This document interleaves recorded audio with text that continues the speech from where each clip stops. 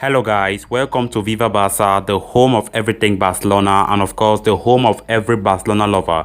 Guys, in this interesting episode we are going to be discussing on the recent developments for FC Barcelona, starting with Georginio Wijnaldum, as it has just been reported that his move to Barcelona is very close as it stands. His agents are already in Barcelona negotiating terms with Barcelona, so we are going to be waiting to see how things unfold in the coming days. So as we progress, we are going to be discussing on much details about that. Secondly, we are going to be discussing about Ronald Koeman's future. Of course, Laporta was supposed to have a meeting with Ronald Koeman, so anytime from now we are going to be waiting on the decision that Laporta have already taken on Ronald Koeman, if he will be boss of Barcelona next season or not. Then lastly, we'll be discussing about Luiz Suarez, as he had an interview in a Spanish radio station yesterday Monday, and of course he is still feeling very sad and bitter about the way he was treated in Barcelona when he left the club last summer. We're going to be discussing what he said, much details about that, and of course he said something that we're going to be deliberating on, that Ronald Koeman didn't have the character to tell him about Barcelona exit. So guys, before progressing to our discussion on these interesting stories, please endeavor to click on the subscribe button if you haven't, if you are new to this channel, to always stay up to date with everything Barcelona here on Viva Barca.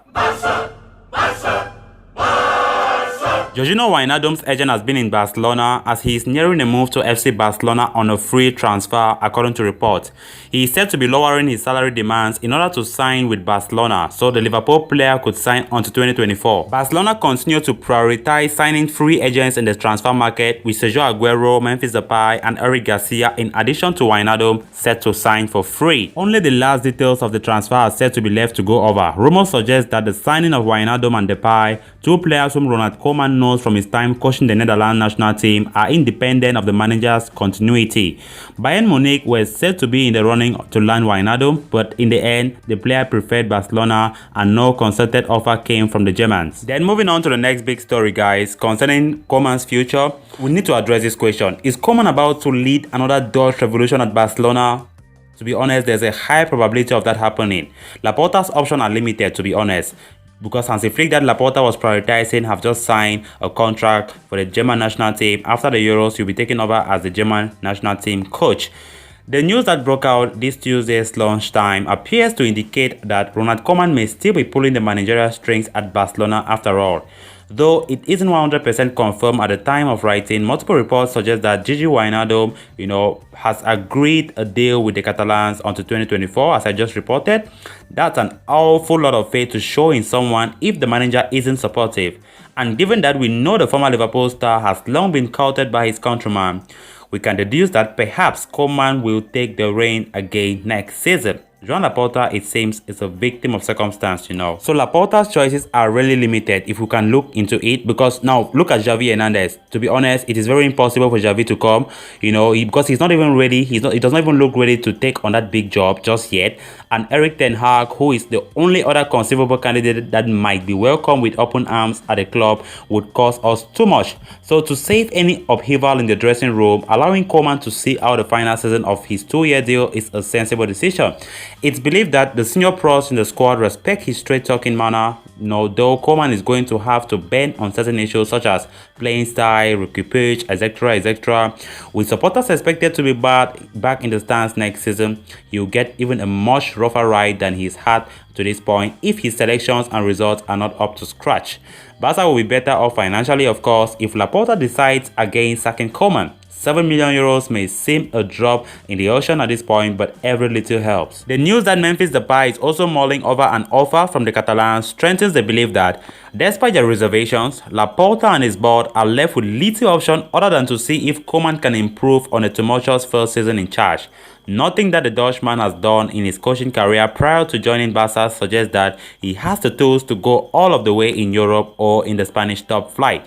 Aside from some reasonable success in the Eredivisie over a decade ago, he has flattered to deceive at every club, and his win percentage for the big matches are very, very poor, giving him the benefit of doubt again. However, perhaps with the likes of Wijnaldum, Depay, Aguero and Eric Garcia, Barca can go on to better things in the 2021-22 season. And on to the final story of this episode, guys, concerning Luiz Suarez. In his recent interview that he spoke about Barcelona, Ronald Koeman, of course, and how he was treated when he left Barcelona last summer. He said Barcelona coach Koeman lacked the character to tell him he didn't want him to stay at the club.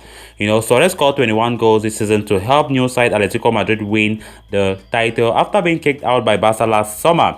Koeman was tasked with telling Suarez that the club wanted to get rid of him, but the Uruguay international feels the Dutchman, hid behind the boss' decision to force him out. So going by Suarez's word, he said Koeman's words were, "The directors told me to tell you." That is incredible. So Suarez told radio station Cope on Monday, "I was made to train separately from the first team and left out of the squad for the 3 friendlies." Then Koeman said that if my future was not resolved, he was counting on me for the first game of the season against Villarreal.